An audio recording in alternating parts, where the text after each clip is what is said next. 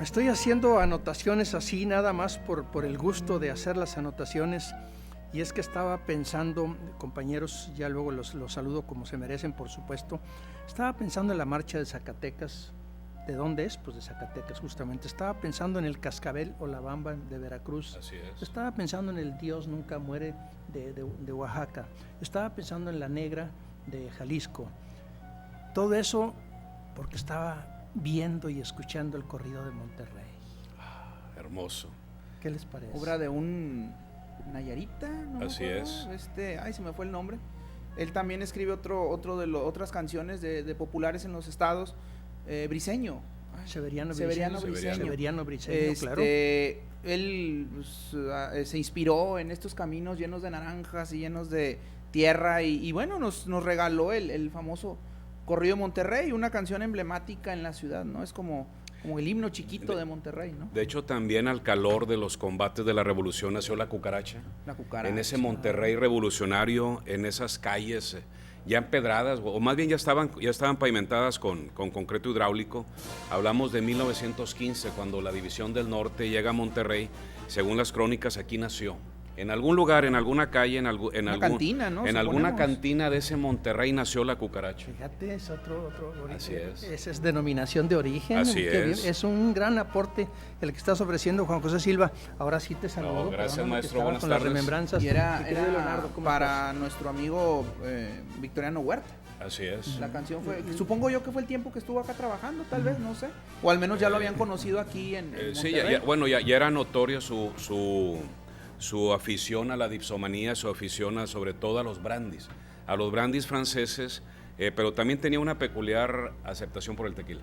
Ahorita te vas a extender Ahorita más en esto platicamos más porque al respecto. vamos a saludar, damos la bienvenida a este programa Crónicas de Ayer y Hoy. Alteramos totalmente la liturgia de esto y tendremos que justificar la ausencia de Héctor Jaime Treviño, que cómo ha crecido después de este programa.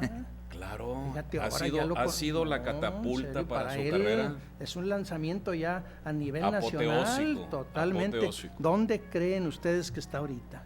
¿En ¿Dónde anda el ¿Dónde profe? anda el maestro? Primero la capital de la República. En la ciudad de los palacios. Nada más. ¿Y qué lugar simbólico les gusta ahí de importancia? ¿Las pirámides? Lecumberri, sede del Archivo Histórico. Ay, del Archivo ya General, más cerca no. un poco. Todavía, súbanle de Palacio súbanle. Nacional. Palacio Nacional. Wow, ¿qué está haciendo allá el profe? Fíjate, ¿quieren saber qué estaba haciendo A ver, allá? pues platíquenos. Vamos a hablar con él, ¿qué les parece?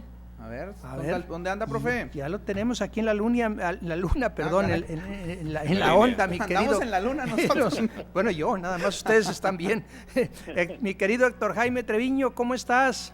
Muy bien, estimado Ángel, saludos a Leo y a Juan José. Aquí estamos en el mero corazón de la ciudad capital de este país, en el Palacio Nacional, hermosísimo el recinto de Juárez, en el tercer simposio de archivos, que ha sido todo un éxito. Mucha gente, muchos muchachos jóvenes estudiando la carrera de archivonomía y biblioteconomía, y aquí acabamos de impartir una conferencia, una ponencia llamada El estado actual de los archivos en Nuevo León, ¿no? Pero en grande, ¿no? Bien, muy, ahora sí, como dicen en Sabinas, muy aplaudido. Oye, sintetízame así muy brevemente, es una llamada telefónica y sabemos que estás ocupado y nos honra mucho tu llamada, 2 o 3 puntos importantes de tu conferencia, de tu ponencia. Sí, mire, se les dio a conocer cómo están los archivos actualmente, los repositorios que tiene, se les habló de la correspondencia de Vidaurri, del registro civil histórico, del archivo de Fundidora, pero hablamos del archivo de la universidad, de la biblioteca cervantina, del archivo de la catedral, que es muy importante, del archivo municipal de Monterrey, ¿no? Y los archivos municipales de todo nuestro estado, el estado en que se encuentra, porque algunos están muy bien cuidados y otros lamentablemente requieren de atención, Ángel. Y se les hizo una narrativa en función de que lo más importante ahorita es que sin archivos organizados no hay transparencia, definitivamente. Y además, cómo con cero presupuesto, bajo presupuesto, cómo estamos haciendo cosas, cómo hacer notar al Archivo General del Estado de Nuevo León, con cafeceando, con congresos, con conferencias, con la siembra de libros y todo esto, y bueno, llamó mucho la atención, verdaderamente. Mis compañeros te querrán hacer alguna pregunta. Maestro, te envío un fuerte abrazo. ¿A dónde Sí, fuiste a gracias, desayunar el día de hoy en esa hermosa ciudad llena de historia? Mira, y va a ser comercial, Juan José, pero hay un edificio hermosísimo por Isabel la Católica que se llama el Casino Español. Ok. Es hermosísimo el edificio, no, qué vitrales. Y todo el mundo le saca la vuelta porque cree que es muy caro. No, hombre, almuerzas por 50 pesos, hijo, bueno, vale el comercial, ni modo. Pero acá disfrutas, y yo disfruto mucho esta ciudad, se come bien, hay mucho que ver, 154 museos, ya estuve en el Museo del Estanquillo, ya estuve aquí en el museo que está ahí a un lado del Palacio Nacional, en el de acá de donde está la Embajada Española. No terminan nunca, es hermosísimo esto, hay que disfrutarlo, pero verdaderamente gozarlo. Saludarlo, profe, y decirle, pues tráiganos algo, ¿no? Claro, hambre. Ahí tráiganos lo que se encuentre, a ver. Aunque sea la revista que regalan ahí en la línea aérea. Sí, oye, apenas pasan 2 días y ya ando extrañando la comida norteña. Acá es muy buena comida, definitivamente. Y qué bueno que a toda la gente ahí le mando saludos, a los internautas, a los televidentes, radioescuchas, y a seguir adelante con esta labor tan interesante. Y tienes razón, mucha gente nos pregunta, ahorita, o yo lo comenté en la ponencia, que cómo le decía el archivo de Nuevo León para salir a los públicos, porque los archivos no salen. Y le dije, pues precisamente en este momento, un rato más van a entrevistar de crónicas de ayer y hoy, y ya les comenté sobre el programa, y a todo el mundo le pareció muy interesante. Estamos viendo imágenes, mi querido doctor Jaime, del Correo Español, un lugar emblemático de la Ciudad de México, particularmente notable para los norteños y para los habitantes de allá de la ciudad, porque ahí se come un cabrito insuperable. Así es, no, que tienes, claro, luego el regiomontano que viene acá dice, no, para cabritos allá, ¿verdad? Acá ven a comer otra cosa, pero bueno, pues también hay lugares donde se preparan muy bien el cabrito aquí en México. Maestro, si tiene oportunidad, por favor, tome una imagen de la Puerta Mariana, que es en honor del general don Mariano de Arista. Muy temprano me acerqué ahí, pero no sé qué evento hay y no me permitieron acercarme. Sin embargo, al rato de segunda lucha, sino mañana. Y otro también donde fue velado el de cuerpo presente al Benemérito de las Américas, ya que hoy vamos a hablar de él. Traigo una imagen, a ver si se las mando, sobre donde en la sala, la recámara, donde murió Juárez. Excelente. Bueno. La recámara ahí, todos los aposentos de Juárez. Qué hermosísimo está arreglado todo eso. El lugar ahí donde tenía su estudio, donde juegan sus niños, vale la pena venir al Palacio Nacional. Digo, armarse de paciencia, Ángel, en función de que ya ves que de nuevo restrictiva la entrada, ya filas y demás, pero bueno, vale la pena. Fíjate que nuestro compañero Leonardo nos estaba diciendo ahorita aquí, tú sabes que yo no soy quien para andar metiendo insidias en este grupo tan compacto, tan hermoso, tan igualitario, tan honesto y tan limpio, pero decía, pues yo voy a Espinazo y traigo reportajes y entrevistas, voy acá y traigo estas cosas, y te voy a otro lado y traigo, a ver qué trae de reportajes. Estaba diciendo él. Yo dije, es que dije, pues, el reportero estrella, el que ya se ganó el chaleco, es Leo, dije, no quiere invadir el espacio, dije, no, pues ¿cómo? No te quedes atrás, Héctor, no te quedes atrás, tú también mereces chaleco. Bueno, entonces, chaleco, entonces lo hacemos. Ahí para que nos traiga algo, maestro. Mire, le manda saludos Fernando Martínez, dice que un gusto estar escuchándonos y bueno, escucharlo desde allá, que espera que también nos traiga alguna novedad en cuanto a la historia de allá de la Ciudad de México. Hay un saludo para Fernando Martínez que nos está viendo. Claro que sí, un saludo para todos ustedes. Enhorabuena, mi querido doctor, que tengas una estancia como te la mereces, muy gratísima, y gracias. Felicidades por tu trabajo, de veras. Un abrazo y lo mejor. Gracias. Bueno, pues ya regresamos entonces aquí a nuestro espacio. Ahora sí ya sabemos por qué no está con nosotros el maestro Héctor Jaime, pero bueno, desde aquí ya le enviamos nuestro saludo y sabemos que nos traerá cosas importantes, interesantes. Vamos a tomarnos un pequeño respiro para ya entrar nosotros en el tema de los que ya tenemos ahorita insinuados y pendientes. Ya le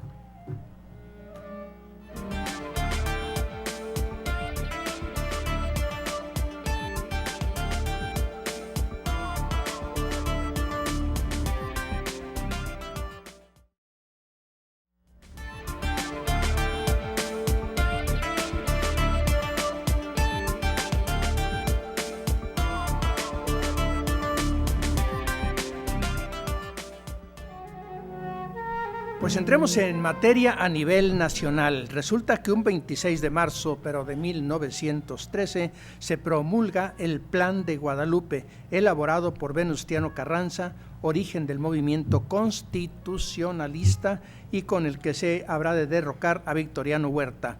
La bandera a toda asta. Es importante este plan porque es parte de la estrategia de Venustiano Carranza para llegar al poder. El primer obstáculo era Huerta.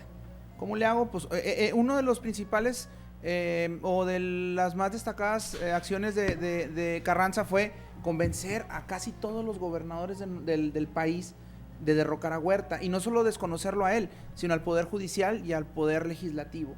Entonces hizo un desconocimiento total por medio del Plan de Guadalupe, en donde, insisto, todos los gobernadores del estado participaron en favor de Carranza, ¿no?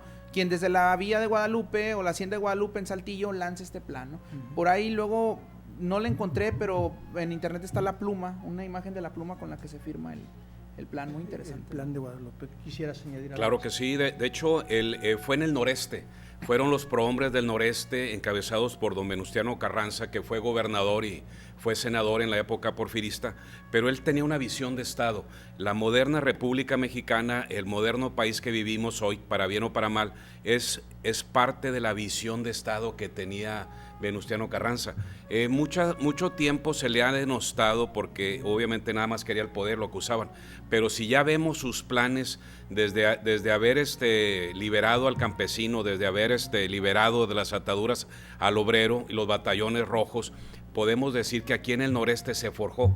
De hecho, aquí a 85 kilómetros en la Hacienda de Guadalupe, municipio de Ramos Arizpe, todavía está ahí, como bien menciona Leo, está el escritorio, está la hacienda y está la pluma con la cual, hay que decirlo, empezó con pocas tropas, no tenía más de 50 hombres a caballo, pero ahí empezó esa indignación, ahí empezó ese movimiento que culmina en agosto de 1914 con los tratados de Teoloyucan y con la disolución del Ejército Federal, del ancien régimen porfirista, así es. No, y a las órdenes de Huerta todavía, Claro. ese era el miedo de Carranza, que este Ejército Federal pues revirara y dijera, no, pues me voy contra él, ¿no? Y de hecho otro de sus grandes méritos fue aglutinar, como bien lo apunta Leo, aglutinar no nada más a los gobernadores, sino también a todas las cabecillas, a todos los jefes revolucionarios que se levantaron en armas, los aglutinó, los dirigió hasta la caída de Ciudad de México y también aquel gobierno usurpador. Ahí tomar en cuenta que batalló mucho con Villa.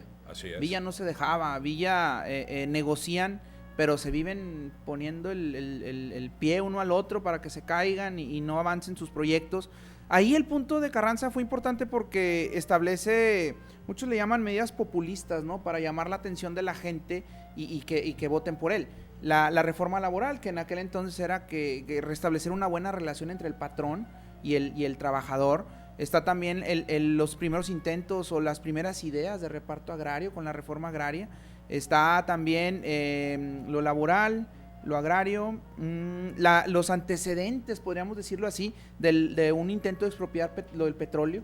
Entonces, esos puntos la gente los vio como positivos y le dio el voto de confianza a Carranza, que ya estaba empecinado en ser presidente, aunque sea de forma provisional. Pero ahí por ahí quedó en la conferencia de Aguascalientes Eulalio Gutiérrez. Así es. Y eso, bueno, ahí fue cuando ya se disuelve la convención por un lado y el gobierno constitucionalista por otro. Se va a Veracruz. Pero hay que recordar que enfrentó en el plano internacional dos momentos muy ágidos. El ataque a Columbus por parte de Villa y sus tropas en marzo del 16 y un año después, en febrero del 17, yo creo la crisis más fuerte que enfrentó el famoso telegrama Zimmermann, enviado por el imperio alemán, donde se le ofrecía a Venustiano Carranza y a su régimen, si atacaba a Estados Unidos, devolverle, ¿verdad? Después de la victoria alemana o de la Entente, devolver todos los territorios perdidos. Era imposible, ¿verdad?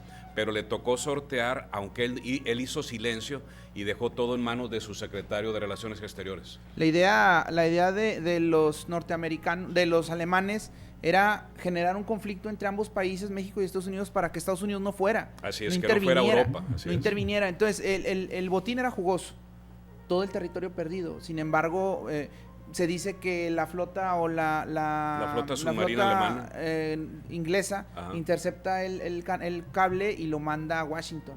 También se dice, de las cosas que se comentan, que verdaderamente pues fue una estrategia de los norteamericanos para poder entrar con una justificación, que ellos, digo, no hay nada cierto en eso, pero o no hay nada comprobado, pero sí que los norteamericanos lanzan ese cable buscando eso, precisamente. Más bien fueron los ingleses los que lo lanzan para involucrar a Estados Unidos. Entonces, pero fue una jugada magistral del almirantazgo británico que descubre, intercepta los partes diplomáticos encriptados de los alemanes, lo lanza a los periódicos de Estados Unidos y eso generó el casus belli, que hace que Estados Unidos envíe 2 millones de tropas y ayuden a derrotar a los alemanes y a los austriacos. Entonces ahí destacar eso es como en la Segunda Guerra, cómo meter a México a la guerra, me urge, entonces pues húndeles un barco, ¿no? 3 barcos. 3, el Faja de Oro y otros 2, no recuerdo. El Faja de Oro, el Potrero de Llano el Potrero de Llano.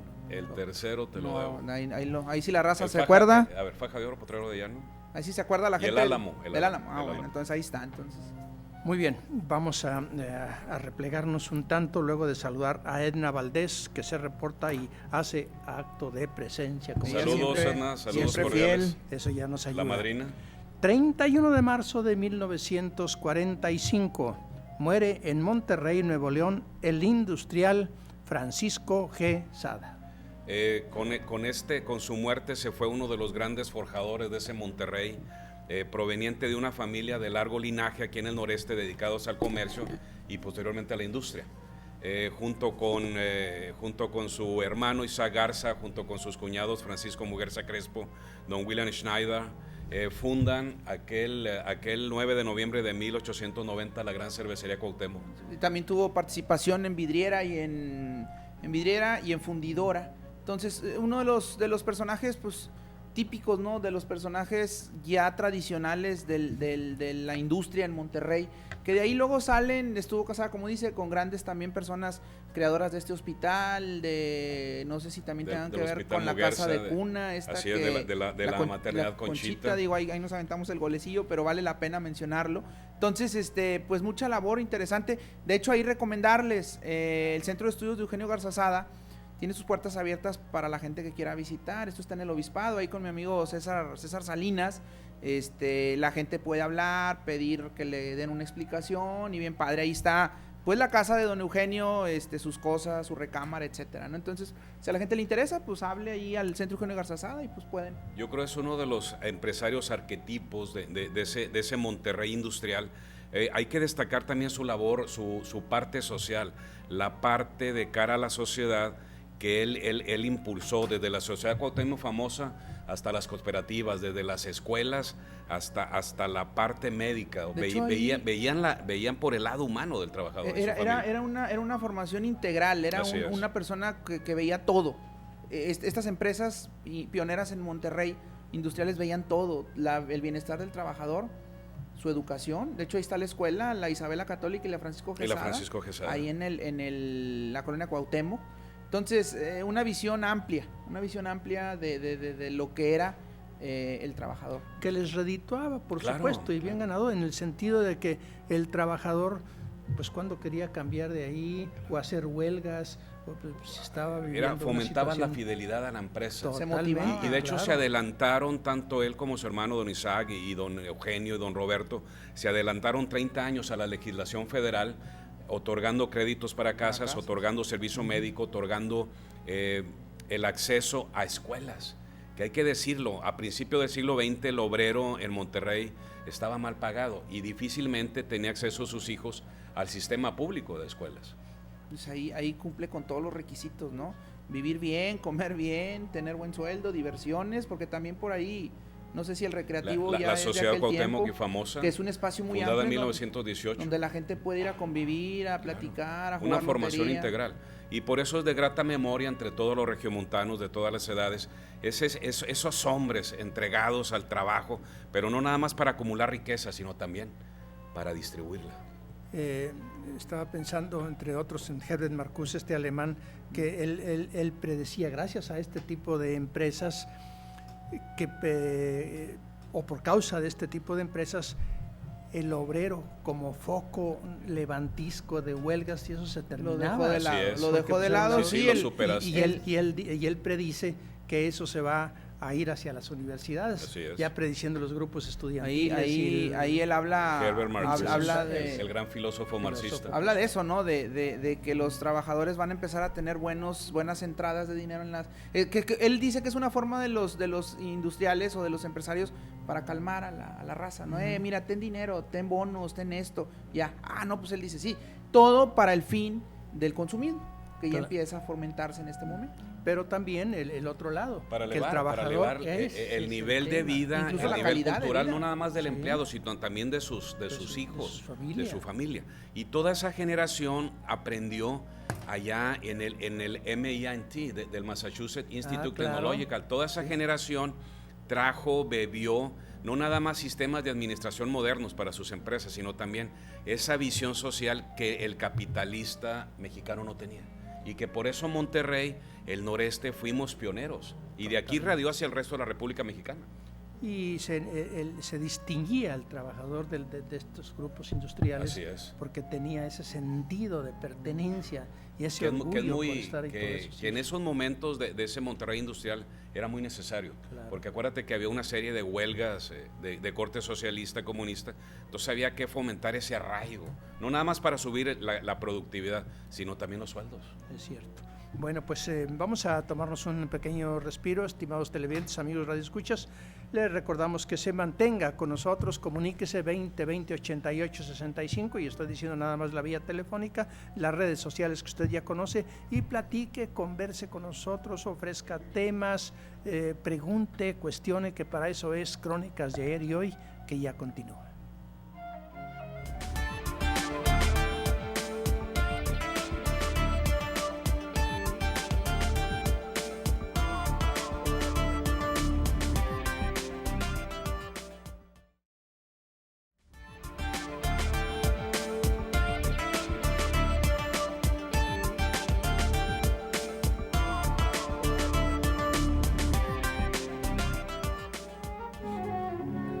Y en esto de las pláticas fuimos a dar con Silvia Pinal, fuimos a dar con Ignacio López Tarso, ahorita mientras estaba la pausa, estimados televidentes, amigos radioescuchas, y por supuesto aludimos a la llamada época de oro del cine mexicano, que aparte de actores como López Tarso, Silvia Pinal, que citaban mis compañeros, por supuesto también tuvo los grandes cómicos que le dieron un cariz especial a nuestro cine, por supuesto. Y esto para preguntarnos, ¿actuamos como caballeros o como lo que somos? ¿Qué opinan ustedes? Una gran exposición montada en el Museo del Noreste, en donde estuvimos ahí con Historia Regia, reviviendo el ayer, y Leyendas Regias, conociendo un poco la historia de estos personajes, su vida. Ahí, por ejemplo, pensar que Mauricio Garcés, tan atrevido y tan apuesto en las películas, en la vida real cuentan que era un poco cohibido con las mujeres. Tímido. Entonces, saber que Vitola, por ejemplo, era cantante de ópera, y que, bueno, nos comentaba el guía que lo hacía de una forma, pues no sé qué tan bien, no sé qué tan mal, que la gente se reía de ella. Yo no sé si por su aspecto, por cómo cantaba, y ella, lejos de caer, dice, pues desde aquí soy, ¿no? Hay que sacarle provecho a esto, y empieza a hacer comedia. Fíjate, déjame decirte a propósito de Vitola, Patricia Reyes Espíndola, que es sin lugar a duda una de las grandes actrices del México actual, con películas todas tremendas, difíciles, estrujantes, dramática, una mujer que ha vivido su vida del cine al máximo con esta clase de películas. Ella me lo confesó en una entrevista que le acabamos de realizar, que su sueño de ser parte del cine era Vitola. Fanny Kaufman. Sí, ella decía, yo quisiera ser como Vitola. Para ella era su ídolo, fíjate, su inspiración. Y le dedican puros papeles dramáticos, curiosamente, y se formó a fuerza en algo que no quería ella. Siempre vimos a Vitola divirtiendo a la gente, pocas veces, si no es que ninguna, en drama o en otro tipo de corte, pero bueno, también tenemos, mira, pero las películas de Tintán sin el carnal Marcelo y sin Vitola no era Tintán. Tintán era Tintán. y el enano Tuntún también. Era un equipo, bueno, Marcelo también. El carnal Marcelo. Tintán logró crear lo que ningún cómico ha logrado hacer en el cine mexicano, formar un staff de actores, un equipo productor. Un star system, totalmente, como llegó en Hollywood. Y a partir de Martínez Solares como director, y realizar unas películas cómicas como que todavía son de culto. No, pues, y pensar que el Pachuco en esos tiempos, en la Segunda Guerra Mundial, era el anti-establishment, era el hippie, era mal de hecho, visto. Y él llega a ese México de 1942, en plena Guerra Mundial, y trae su vestuario estrafalario, pero aún así pegó. Muchas felicidades al Museo de Historia Mexicana, que en su 20º aniversario sigue engalanando a la Metropolitana Monterrey con esas fastuosas. Extraordinario. Es un trabajo ingente. Un saludo a todo el staff, a su dirección, a Elvira. A la licenciada Elvira Ramos, que nos invitó. Nos estuvo platicando ahí la gente muchas cosas también de los pleitos supuestos entre Pedro Infante y Jorge Negrete, que les quedó a la perfección en dos tipos de cuidado esa ¿cómo le llaman? Esa acción de aventarse ese drama coplas, ranchero. de ir y venir. Las contestadas, que le llamaban en términos coplas contestadas. Había también otra sección que se llamaba Los Lagartos, que eran estos tipos que movían mujeres y que estaban tirados en la hamaca, bien padre. Ahí estaba Mauricio García, les platicábamos. Entonces, muchas cosas. Bueno, Soto Mantequilla, Fernando Soto Mantequilla, pero el hijo, ya supimos por qué le dicen mantequilla. Muchos decían, ¿se le caen las cosas de las manos o qué? No, era porque su papá, el Panzón Soto, descubrió que era muy noviero. Se le puso pues mantequilla, muy resbalosito, se le quedó el apodo y ahí está, mantequilla. Entonces, muy interesante ese dato, ¿no? De hecho, el Panzón Soto empezó con las primeras películas cómicas cuando el cine mexicano era silente. Allá, bueno, él venía de Carpa, igual que toda esa generación de excelentes autores. Medel y todo. El mismísimo Cantinflas. Y muchos de estos actores de cine venían en las caravanas aquí a Monterrey. Venían cada cierto tiempo ahí. Tallita, así es. Teatros ahí también se habló de Bell, Ricardo Bell, el payaso favorito de Porfirio Díaz. Así es. Entonces, William Bell. Nos dieron muchos datos ahí muy precisos. Hay una estatua, una pequeña escultura, del Panzón Soto, hecha con un melón. Ahí está, ahí en las fotos por ahí anda. Entonces, les recomendamos. Hasta los polivoces están cubriendo. También ahí está la famosa canción de ¡ay, madre! De nuestro amigo Juan Carlos Zavara, el duende Bubulí, el conde de Agualeón. El duende Bubulí, que le mandamos un saludo, si nos está viendo, ahí lo tenemos en Historia Regia, platicando también. Entonces, una serie de anécdotas súper interesantes, agradecerle en todo lo que va a la licenciada Elvira Ramos. Y bueno, comentarles, este domingo, ¿todavía está? Bueno, ahí va a estar unas semanas más para que la gente vaya. Y comentarles, este domingo tenemos recorrido a la biblioteca y al Museo del Palacio de Gobierno, para que nos acompañen, 10:50 de la mañana, ahí afuera del Museo de Historia Mexicana. Historia Regia y la licenciada Blanca Laura Muñoz nos están invitando. Entonces, para quien quiera acompañarnos, excelente. Y de pasada, pues, por los recorridos que hay por ahí pendientes con Historia Regia, ¿no? Dígamelos. Tenemos a Villaldama el 23 de abril. Acabamos de sacarnos de la manga uno bien padre. El próximo 15 de abril a Suazua, a la Hacienda San Pedro, y agradecerle a la licenciada Dinora Zapata que nos abre las puertas de la hacienda. Vamos a ir a Suazua, a la loma donde ejecutaron a los asesinos de la Casa Aramberri, a la plaza principal. Vamos a ir a Marín, las bolitas de leche, una cantina ahí muy antigua que está por ahí, y a la feria del orégano y la carrera de burros y todo el evento que va a haber allá en Higueras. Un agradecimiento a la maestra Leticia Montemayor, que nos abrió las puertas y nos está ahí ayudando a que nos echen ahí la mano en fechas. Ese es el 15 de abril de este año. Nos vamos a ver. Ahí viene toda la información en Historia Regia y Leyendas Regias. 23 de abril vamos a Villaldama. 30 de abril vamos a la Iglesia de la Luz, ¿sí? Y lo que se acumule. Teléfono para... en Historia Regia viene ahí todo. Ahí viene a cómo hacerle. Viene mi teléfono de WhatsApp. Ahorita lo recupero porque no me lo he aprendido. Por si la gente quiere llamarme, ahorita lo doy. Ahorita lo recupero. Pronto redes sociales, internet, tienen toda la ahí estamos muy activos trabajando en Historia Regia. Ahí también agradecerle a mi compadre Mario Ochoa, que está haciendo gestiones muy importantes allá en Higueras y en todos lados para poder llegar hasta donde está llegando Historia Regia. Entonces estamos haciendo ahí por ahí un trabajo en conjunto para poder que la gente pues conozca esos lugares, ¿no? Pues por lo pronto, de veras, aprovechen los días pocos que restan a esta extraordinaria exposición. Actuamos como caballeros o como lo que somos, y será un repaso extraordinario con todo lo que es el cine mexicano en esta cara alegre, hermosa, picaresca, única, singular. Bueno, pasamos a otro tema. Resulta que nos quedaba de...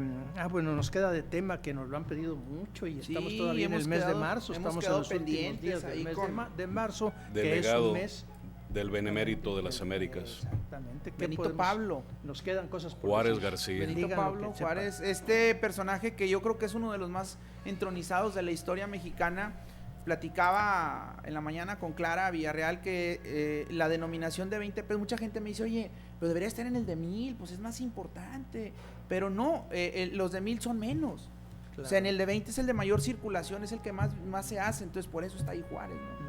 Que bueno, ahí lo tenemos, y bueno, pues es la típica historia de que, bueno, que se cuenta en primaria, que bueno, el pastorcito que cuidaba ovejas y que a mí me decían las monjas en el colegio, se asomaba por las ventanas y ya aprendía todo sin necesidad de entrar, y que por ahí se le pierde una oveja y que su tío le iba a ir como en feria con él, porque bueno, Juárez queda huérfano desde muy pequeño y su tío de billetes, de buena posición económica, lo se queda con su custodia, ¿no? Entonces ahí a veces es pobrecito, era pobre, y lo ponen de ejemplo, oye, no quieres estudiar, mira Juárez, no era nadie y llegó a...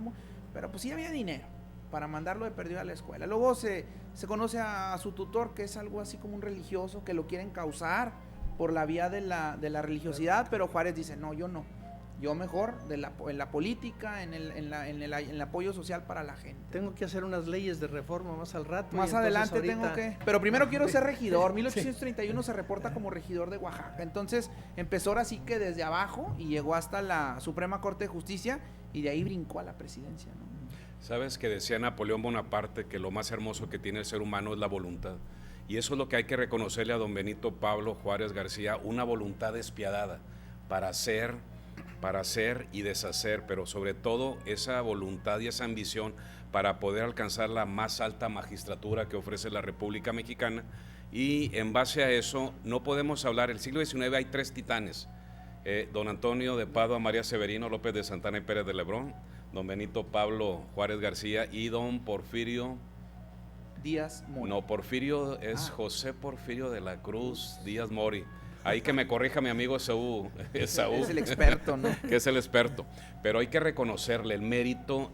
Decíamos en la emisión pasada que gracias a don Benito Juárez y a los Inmaculados que lo rodeaban, México vivió una segunda independencia. En este momento de cara al imperio francés, gracias a su tenacidad, a que sostuvo la República por todos los caminos del norte, pudimos vencer al imperio.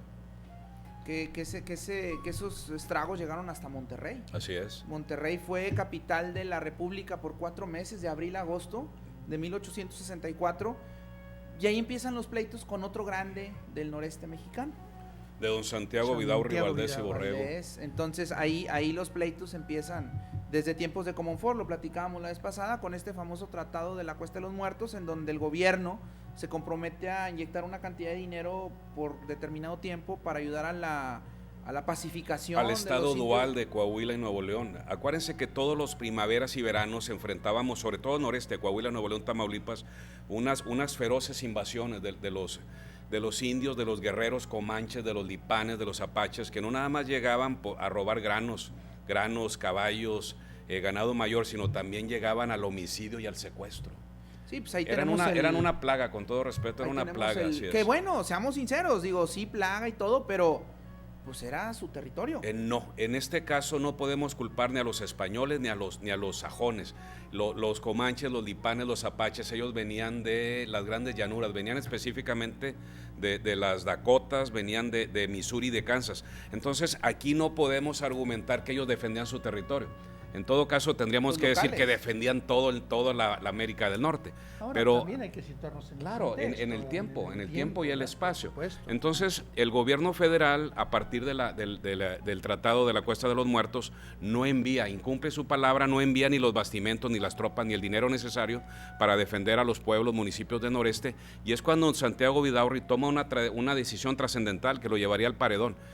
Incauta las dos aduanas más ricas, fuera de la del puerto de Veracruz, la aduana de Piedras Negras y la aduana de Matamoros. Entonces, ese dinero justificado lo toma Vidaurri y es cuando lo dedica a la defensa. No nomás a la defensa del noreste, sino también hay que decirlo, a la industrialización, al embellecimiento de Monterrey. Entonces, por ahí hay que ver también esa parte. Fueron de los primeros que realiza la industrialización en Monterrey con entrada y salida de algodón, ¿no? Así Si mal es. no recuerdo, con los Estados Unidos. Entonces, Vidaurri poco a poco hacía de este territorio un espacio geográfico muy importante. Y Juárez dijo, a ver, espérame, pues este señor está juntando mucho dinero, mucho ejército, un ejército del norte, ¿no? Muy nutrido. Entonces empezaron todos a temblar, ¿para qué quiere tanto ejército? ¿Para qué quiere tanto dinero? Y con los franceses encima, pues le entró la paranoia a Juárez, ¿no? Y se lanza hasta Monterrey con su gobierno itinerante, que venía huyendo de los franceses, y se instala primero, ya lo platicamos la sesión anterior, se instala ahí en Santa Catarina, en la iglesia, en una parte de la iglesia, donde incluso duerme en una banca. Luego en la Casa del Mirador, que está aquí en la entrada por la calle Hidalgo. Hidalgo, entre Martín de Zavala y América, los invitamos a que vayan. Ahí hay está una todavía, placa. hay una placa de mármol muy hermosa. Así es. Y finalmente en la casa del diputado Manuel Zeta Gómez, ahí en Galeana y Guerrero. Mier. No, es Padre Mier y Galeana, donde ahorita sí. hay una tienda. Es un edificio de arquitectura italiana muy hermoso. Sí, ahí mero. Entonces ahí vivió. Y bueno, recurre a las pláticas con Vidaurri, pero ahí hay un altercado que Juárez nunca va a olvidar. De hecho, la plática duró menos de 5 minutos. Ahorita la comentamos. Ahorita lo comentamos. Vamos a tomarnos un pequeño respiro. Comuníquese con nosotros 2020 88 65 más las redes sociales. Continuamos en un momento.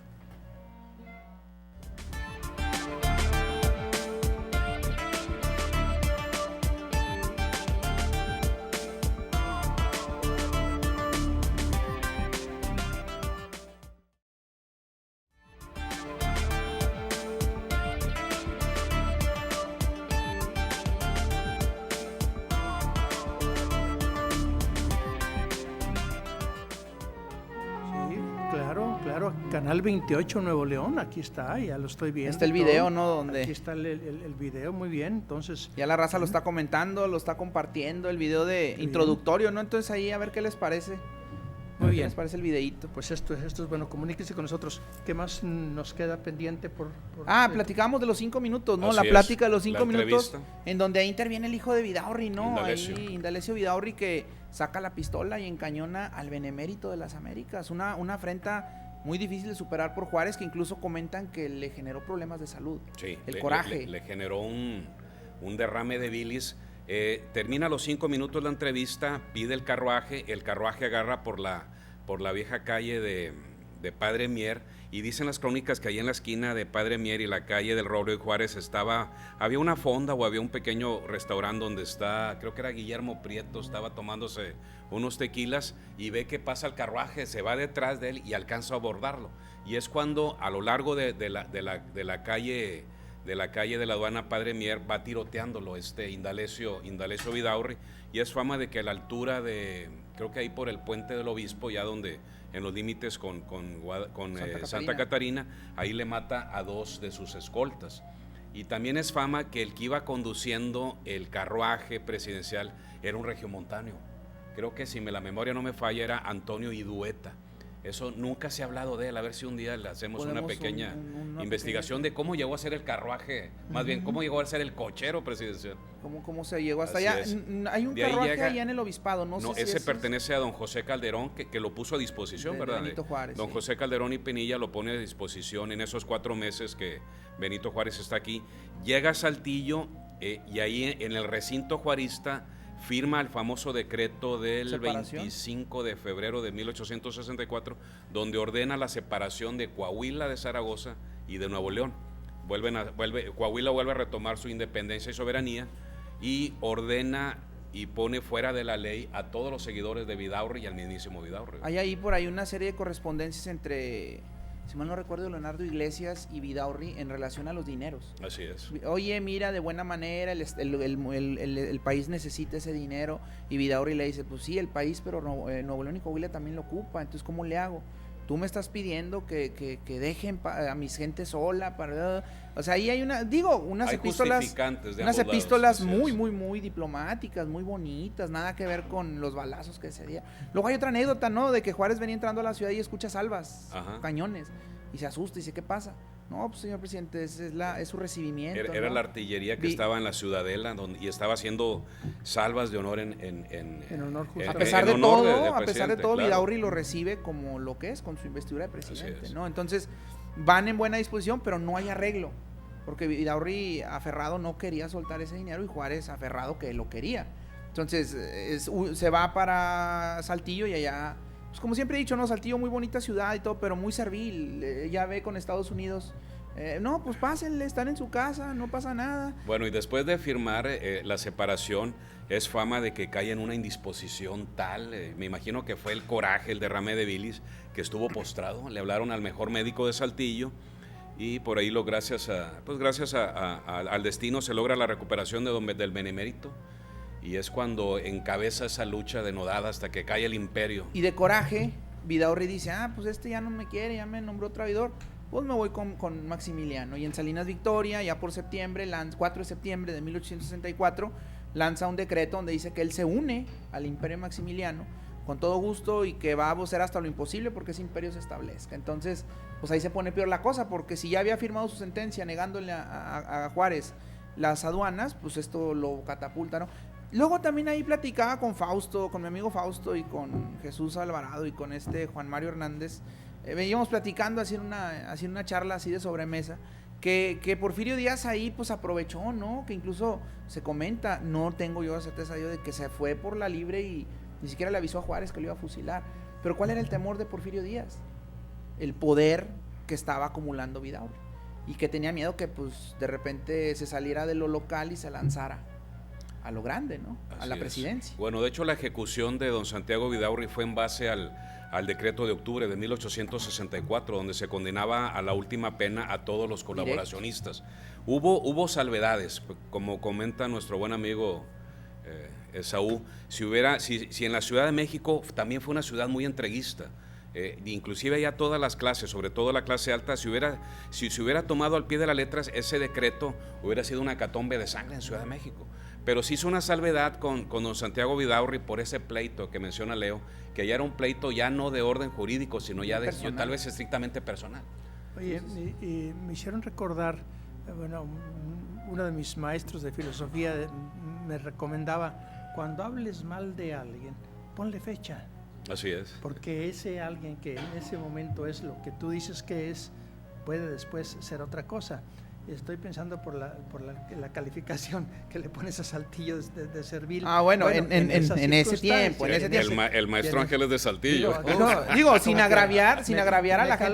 No, pero por ejemplo, pero lo digo por eso, porque ahorita tú aludías también un poco a la Ciudad de México en ese sentido, pero bueno, sin despreciar. Y me acordé también que cuál es el emperador español que cuando lo acusaban así de ciertas cosas decía, crímenes son del tiempo y no de España. Cuando decía, oye, en tu tiempo se hizo esto y esto, y decía, crímenes son del tiempo. ¿O quién cometió el homicidio? Fuente Ovejuna, dijeron todos a una, así es. Claro, bueno, pues. Ahí aclarar, no es con mala leche, ni mucho menos, en estas dos situaciones, claro, intervención norteamericana y gobierno de Juárez, pues sí se vieron pues ahí con ellos, ¿no? Y bueno, con Juárez, pues es lógico, todo el mundo, salvo fuera de Nuevo León, dicen, pues era con Juárez.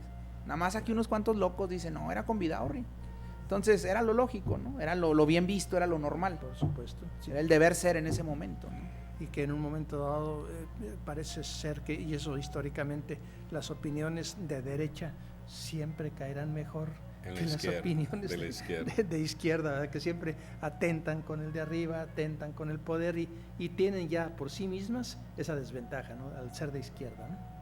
Ya volviendo al tema, en abril de 1864 ya vuelve don Benito Juárez su gabinete, ya vienen tropas más pertrechadas, don Santiago Vidaurri se retira a Laredo y posteriormente se va al Imperio, pero hay que abordar los 4 meses que Monterrey fue la sede de los poderes, que Monterrey vio a ese titán, a ese hombre que muchos pensaban que medía por lo menos 2 metros, y en realidad tal vez, ¿cuánto mediría? Algunos 65, pero no era la estatura, era su capacidad de trabajo, su tamaño, y hay una serie de anécdotas en esos 4 meses, una serie de anécdotas, unas chuscas, otras muy interesantes sobre la vida que don Benito Juárez y su gabinete realizó en la metropolitana Monterrey. Si gustas abordarlo. Hablaban de que Juárez andaba libremente por la calle. Hay una anécdota de los aguacates, unos aguacates que le mandan, que Juárez pasaba, pues acuérdense el barrio El Aguacate allá para Allende, todo aquello. Hacia el río Santa Lucía. Pasaba y compraba aguacates, y ese señor le dijo, oye, pues ese señor llévale, le dijo al niño, llévale.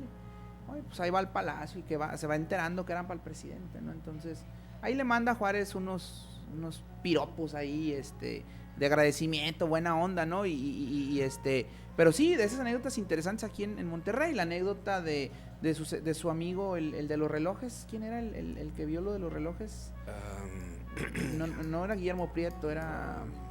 Bueno, ¿cuál es la anécdota? La anécdota está que, bueno, el médico más prominente de Monterrey, Gonzalitos, está atendiendo a una señora en un restaurante y le dice, oye, pues tómese esta medicina.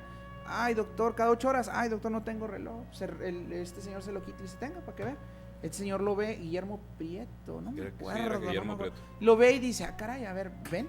Y ya empiezan a platicar y todo, y pues Juárez le dice, es que no tienen para ver, no tienen para comprar, no tienen para ver la hora, pues yo les regalo. Y ya mucha gente conocía esa anécdota y le daba relojes. Los apoderados le pagaban y aparte le daban un relojito para que lo regalaran. Siempre traían uno para regalar. Entonces ya esto lo hace llegar a las altas esferas con el presidente, le dan ahí por ahí una condecoración que termina diciendo, Gonzalitos, me hubiera preferido que me dieran dinero, ¿no? La Orden de Guadalupe. Unos 10 pesitos para el chocolate del hospital, pero bueno, y prometió, según la leyenda, según la crónica, que nunca iba a usar esa distinción. Pues yo quisiera que nos regalasen algún relojito, pero por lo pronto ¿verdad? mi productor ya se nos vino encima. Alberto de la Garza ya nos está diciendo que nuestro reloj se paró, se acabó a su término. Así que bueno, pues yo quiero agradecerles de veras, Juan José Silva, te quiero agradecer contrario, mucho maestro. Que hayas muchas estado gracias cuenta por con nosotros. invitarnos. Por supuesto, mi querido Leonardo, un honor estar acá. Hayas estado aquí con nosotros. A mi querido Héctor Jaime le enviamos un saludo desde aquí hasta México. Qué bueno que se la esté pasando bien, que sea muy exitoso. Les agradecemos también a nuestros compañeros camarógrafos que nos atendieron en esta ocasión. Aquí están como siempre al pie del cañón con este programa, entretenidos, no consultan ni el teléfono porque están escuchando los pensamientos y comentarios que ustedes hacen. Estoy seguro que si les pregunto ahorita me dan respuesta por respuesta de cada punto que aquí se trató. No lo hago porque no tenemos tiempo. Pero principalmente gracias a ustedes, estimados televidentes, por habernos atendido en un programa más de Crónicas de Ayer y Hoy en radio, hoy 11 de la noche. 10 de la noche, perdón. Viernes de 10 a 11 de la noche y domingos de 4 a 5. Muy bien, hasta la próxima, muchas gracias. Esto fue su programa Crónicas de Ayer y Hoy. Gracias por acompañarnos.